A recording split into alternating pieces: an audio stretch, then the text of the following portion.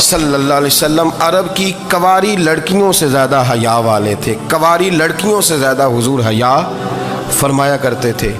جب خانہ کعبہ کی مکہ شریف میں تعمیر ہو رہی تھی نا، اہل عرب اس کو تعمیر کر رہے تھے، تو نبی پاک صلی اللہ علیہ وسلم اپنے چچا حضرت عباس کے ساتھ خانہ کعبہ کی تعریف میں مصروف تھے۔ تو عرب کے لوگ چونکہ لمبا کرتا پہنتے تھے پیروں تک، تو نیچے اگر کسی وقت کوئی چیز نہیں بھی ہوتی تھی تو کسی کو وہ نظر نہیں آتی تھی، چونکہ پردہ رہتا تھا، ایک لمبا کرتا پہنا ہوا ہوتا تھا۔ تو جب بچے، سرکار کی عمر مبارک بھی ابھی تھوڑی تھی، تو اس طرح بچے جب نکلتے تو وہ کئی دفعہ اپنی تہمت اتار دیتے نیچے سے، اور کوئی مزدوری کرنے لگتے تو 3-4 طے کر کے نا تہمت کی کندھے پہ رکھ لیتے، جس طرح کبھی دیہاتوں میں لوگ کپڑا سر پہ رکھتے تھے کہ اوپر اگر کوئی وزنی چیز رکھیں گے تو وہ تکلیف نہیں دے گی۔ نبی پاک صلی اللہ علیہ وسلم بھی سب لوگوں کے ساتھ خانہ کعبہ کی تعمیر میں شامل تھے۔ تو حضرت عباس رضی اللہ تعالیٰ عنہ نے کہا حضور سے، ابھی اللہ نے نبوت بھی نہیں فرمایا تھا، بھتیجے آپ بھی تہمت اتاریے، یہ صحیح مسلم میں حدیث موجود، اور اس کو کندھے پہ رکھ لیجیے، آپ اینٹیں اٹھا اٹھا کے لا رہے ہیں تو ذرا آپ کو تکلیف نہیں ہوگی۔ تو سرکار دو عالم صلی اللہ علیہ وسلم سے یہ بات کہی، اور پھر جلدی سے حضور کی تہمت کو نکال کے نا، حالانکہ لمبا کرتا پہنا ہوا ہے، تو وہ جیسے ہی ان کے کندھے پہ رکھا اینٹیں رکھنے کے لیے، تو سرکار تو زمین پہ گر گئے، بے ہوش ہو گئے، آنکھیں آسمان کی طرف، اور پھر حضور پکار رہے ہیں آزاری آزاری آزاری، میرا تہمت دے دو، میرا تہمت دے دو۔ کبھی کوئی شخص اس وجہ سے بھی بے ہوش ہوا ہے کہ میرے وجود سے کپڑا اتر گیا ہے؟ حالانکہ سرکار پر وہ بے ہوشی بھی نبی پاک کا وہ جو غلبہ ہے نا شرم و حیا کا، اس کی وجہ سے ہوا، ورنہ تو حضور فرماتے ہیں کہ میری آنکھیں سو جاتی ہیں، دل تو میرا اس عالم میں بھی جاگتا رہتا ہے۔ تو سرکار زمین پہ تشریف لے آئے، آنکھیں میرا تہمت دے دو، میرا تہمت دے دو، تو جلدی سے انہوں نے تہمت دیا تو حضور نے باندھ لیا۔ پھر طبیعت مبارک میں تسلی ہوئی، یعنی ہم اس رسول کے غلام ہیں کہ جن کے تو وجود سے کپڑا اتر جائے تو حضور برداشت نہیں کرتے، قبول نہیں فرماتے، تکلیف شروع ہو جاتی۔ لیکن یہاں نوجوان ہیں اور بڑا قد کاٹ ہے اور بڑے بڑے سمجھدار لوگ ہیں، گرمی آتی ہیں تو شارٹ کپڑے پہن کے گھومتے ہیں، ان کو خیال نہیں کہ یہ وہ والا لباس ہے جو باہر تو کیا گھر میں اماں کے سامنے نہیں پہننا چاہیے، بہنوں اور بیٹیوں کے سامنے نہیں پہننا چاہیے۔ آپ کی گفتگو میں شرم و حیا ہو، آپ کے لب و لہجے کے اندر حسن ہو۔ آپ کو پتہ ہے نبی پاک صلی اللہ علیہ وسلم نے فرمایا میری امت میں سب سے زیادہ حیا کرنے والے عثمان غنی ہیں، عثمان غنی سب سے زیادہ حیا کرنے والے۔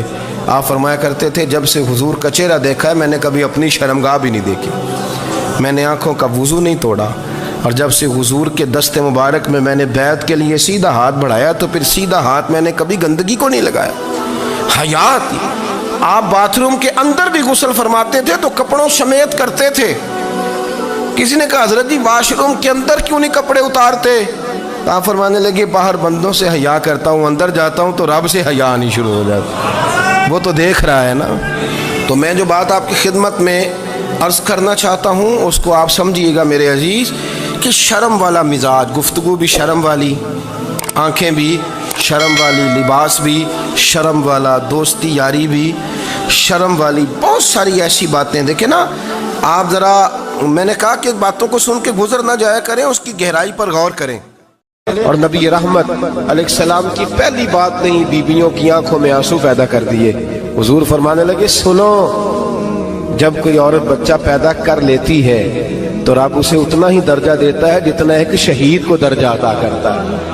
اور فرمایا جب وہ عورت اس کا بچہ آ جاتا ہے، اب وہ رات کو روتا ہے، وہ اٹھتا ہے، پخانہ اور پیشاب کرتا ہے، اپنے وجود کو آلودہ کر لیتا ہے، تو نبی پاک صلی اللہ علیہ وسلم فرمانے لگے وہ عورت یہ فکر نہ کرے کہ وہ دیکھو مرد تو آرام سے سویا ہوا ہے اور میں اٹھ کے بچے کو صاف کر رہی ہوں، پخانہ پیشاب دھو رہی ہوں۔ میرے محبوب نے ہر مکتبہ فکر کو، حضور نے زندگی اس کے ہر شعبے سے تعلق رکھنے والے آدمی کو عزت دی۔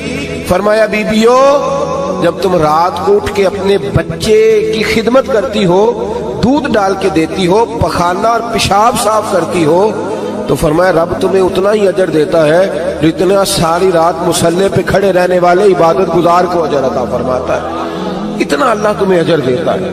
ہر شخص کے حصے میں، ہر شخص کے حصے میں میرے نبی پاک نے عزت لکھی، ہر شخص کے حصے میں. رسول پاک نے وقار، رشتوں کو حضور نے اتنا مضبوط کر دیا، اتنا مضبوط کر دیا کہ رشتے رشتے نہیں درد بن گئے. ماں کا نام آتا ہے تو آنکھوں میں آنسو آ جاتے ہیں نا، ماں کا نام آتا ہے تو دل تڑپتا ہے نا. یار یہ انقلاب ہے جو میلاد والے رسول نے برپا کیا. ورنہ حضرت طارق ابن عبداللہ کہتے ہیں میں حضور کے اعلان نبوت سے پہلے بھی مکے آیا تھا. آپ فرماتے ہیں میں نے ایک بوڑھی عورت کو، ایک نوجوان کو گلے میں رسی ڈال کے گھسیٹ کے لے جاتے دیکھا تو میں نے اس سے کہا کہ یہ کیا کر رہے ہو، کون ہے یہ بی بی، کیا مسئلہ ہے؟ تو وہ کہنے لگا یہ میری اماں ہے، بوڑھی ہو گئی ہے، کسی کام کی نہیں رہی تو بیچنے جا رہا ہوں. چلو کسی کے برتن جب مانجے گی تو میرے تو پاس کچھ نفع آئے گا نا بیچنے. یہ داستانیں نہیں. ابھی بھی جن لوگوں کی طبیعت سخت ہوتی ہے وہ قتل نہیں کر دیتے ماں باپ کو. واقعہ سنے نا آپ نے کہ ابا میرے نام زمین نہیں کر رہا تو مار دیا. جب کلیجے سخت ہوتے ہیں تو کام ہو جاتا ہے. ایک طرف وہ منظر تھا اور ایک طرف یہ منظر ہے کہ حضرت حلیمہ سعدیہ رضی اللہ تعالیٰ عنہ، ان کا نام نہیں ہے حضرت حلیمہ کا مسلم شریف میں، وہ امام زرقانی نے لکھا ہے، ورنہ مسلم میں یہ روایت اپنے اصل انداز میں موجود ہے. حضرت ابو ہریرہ رضی اللہ تعالیٰ عنہ فرماتے ہیں کہ جناب حلیمہ بوڑھی عورت، سادی عورت. اگر آپ کبھی معاشرتی لحاظ سے حضرت حلیمہ کا انداز دیکھیں گے نا، توجہ ہے میری بات پر، سمجھ آ رہی ہے آپ حضرات کو؟ جو ہمارا معاشرتی ماحول ہے نا، معاشرتی ماحول، تو حضرت حلیمہ سعدیہ رضی اللہ تعالیٰ عنہ کی حیثیت آج کے معاشرے میں اگر دیکھی جائے تو ایک آیا، بچوں کو پالنے والی آیا نہیں ہوتی، وہ آیا تھی. اسکول میں ایک آیا ہوتی ہے، جب بچہ چھوٹے ہمارے پرائیویٹ سکولز میں بچے جاتے ہیں تو عورت سنبھالتی ہے، دودھ ڈال دیتی ہے، کئی دفعہ فیڈر بھی پلا دیتی ہے. بچہ اگر پخانہ پیشاب کرتا ہے تو خدمت کرتی. یہ عورتیں اس زمانے میں چھوٹے بچے لے جاتی، پالا کرتی. تو بتانا دائی کی، آیا کی، میں مثال دے رہا ہوں، اور نرس کی کیا حیثیت ہے معاشرے میں. اور حضرت حلیمہ سعدیہ جب نبی پاک کو واپس لے کے آئی تھی تو چلو کچھ نہیں، لیکن نہ کچھ معاوضہ بھی انہیں حضرت عبد المطلب نے عطا کیا تھا. جناب آمنہ نے انہیں کچھ، ایک معنی یہ بھی ہو سکتا تھا کہ پیسے دے کے یہ کام کرایا، معنی ہو سکتا تھا. آج جو گھر میں اماں برتن دھوتی ہے اس کی کیا حیثیت ہوتی ہے؟ وہ تو بیچاری جن برتنوں کو دھو کے ہمیں دیتی ہے، بعد میں انہی برتنوں میں ہم انہیں کھانا کھانے کی اجازت نہیں دیتی. لیکن میرے رسول پاک نے رشتوں کو عزت دے دی، اس طرح کی عزت دی، اس طرح کی عزت دی کہ جناب حلیمہ مسجد نبی کا دروازہ گزری ہی تھی کہ حضرت ابو ہریرہ فرماتے ہیں نبی پاک ممبر پر اٹھ کے کھڑے ہو گئے. رسول پاک کھڑے ہوئے، نبی پاک. میں کبھی کبھی یہ روایت دیکھتا ہوں تو میرا دل کرتا ہے میں اپنے آپ سے پوچھوں، میرا دل کرتا ہے میں اپنے یاروں دوستوں خطباء سے، واعظین سے، پیروں سے، مشائخ سے پوچھوں کہ تو بھی بتا، جب تو شاگردوں کو پڑھا رہا ہوتا ہے اور تیرے ابا جی آتے ہیں تو کبھی اٹھ کے کھڑا ہوا ہے؟ اپنے جیسے لوگوں سے، اچھے علماء کی بات نہیں کرتا. کبھی سوال کرو. یہ بڑا مشکل کام ہوتا ہے، بڑا مشکل کہ عالم دین تقریر کر رہا، والد آ جائے، بندہ اٹھ کے کھڑا ہو. لیکن رسول پاک نے عزتیں دی، وقار دیا. جناب حلیمہ داخل ہوئی تو حضور ممبر پہ کھڑے ہوئے اور اتنی تیزی سے حضور آگے بڑھے، اپنی چادر کو اتارا اور پھر میرے رسول نے زمین پہ بچھایا اور پھر حضرت حلیمہ سعدیہ بیٹھ گئی. اور جناب ابو ہریرہ فرماتے جتنی دیر نبی پاک ان کے سامنے بیٹھے رہے اتحیات کی حالت میں بیٹھے رہے. حضور نے رشتوں کو وہ وقار دیا، وہ حسن دیا کہ رشتے درد بن گئے ہیں. اب ماں کا نام دل میں بعد میں آتا ہے، زبان میں بعد میں آتا ہے، آنسو پہلے آتے ہیں. اب ماں کا رشتہ ایک وقار ہے، ایک حسن. الحاوی للفتاوی میں امام جلال الدین سیوطی رحمت اللہ لکھا ہے فتح مکہ کے بعد نا کمال ہو گیا. وَرَأَيْتَ النَّاسَ يَدْخُلُونَ فِي دِينِ اللَّهِ أَفْوَاجًا، فوجوں کی فوجیں دین میں آ گئی. ایک زمانہ تنہائیوں کا ہوتا ہے، ایک عروج کا ہوتا ہے. عروج کے زمانے میں بڑے تعلق، بڑے رش، بڑی باتیں. اب حال یہ تھا فتح مکہ کے بعد کہ پہلے تو ایک آدھ آدمی کلمہ پڑھتا تھا، فوجوں کی فوجیں آتی. ایک دن نہ نبی پاک نماز پڑھانے آئے مسجد میں. میرے نبی پاک صلی اللہ علیہ وسلم جب مسجد میں آئے تو مسجد کھچا کھچ بھری ہوئی، گلیاں بھی بھری، 10,000 کے قریب لوگ مدینے میں جمع ہیں حضور کے پیچھے نماز پڑھنے کے لیے. پڑھیے صلی اللہ علیہ وسلم. نبی پاک صلی اللہ علیہ وسلم تشریف لائے نا، جیسے ہی مسجد میں داخل ہوئے تو 10,000 کا مجمع اٹھ کے کھڑا ہو گیا.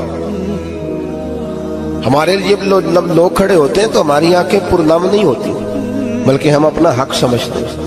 ہم کہتے ہیں ان کا بنتا ہے کھڑے ہونا. حالانکہ بھائی دنیا سب کے لیے کھڑی نہیں ہوتی. جب کوئی کھڑا ہونا تو نظر جھک جانی چاہیے اور تیرے دل میں خیال آنا چاہیے کہ یا اللہ مجھ پہ رحم ہی رکھنا، اے اللہ میری پردہ پوشی کرنا، یا اللہ یہ تیری دی ہوئی عزت ہے، مہربانی کر خفیہ تدبیر سے محفوظ فرما.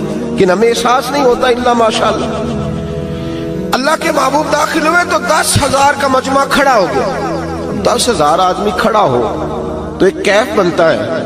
تو میرے جیسا آدمی تو ویسکوٹ سیدھی کرنے لگ جاتا ہے نا کہ بڑی شان ہے جناب، کالر ٹھیک کر لو، دستار سیدھی کر لو، کیا بات. اتنے لوگ بھی کبھی کسی کے گاڑی کے پیچھے بھاگے.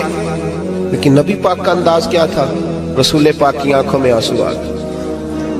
10,000 آدمی کھڑا ہوا، حضور رو پڑے اور اتنا روئے کہ جناب ابو ہریرہ رضی اللہ تعالی عنہ فرماتے ہیں کہ میں نے نبی پاک کے سینے سے آواز نکلتی دیکھی. جب آدمی زیادہ روتا ہے تو سینے سے آواز آتی. حضور روئے کہ سینے سے آواز آئی. آپ فرماتے ہیں پھر حضور نے آنسو پوچھے، پھر نماز مکمل ہوئی.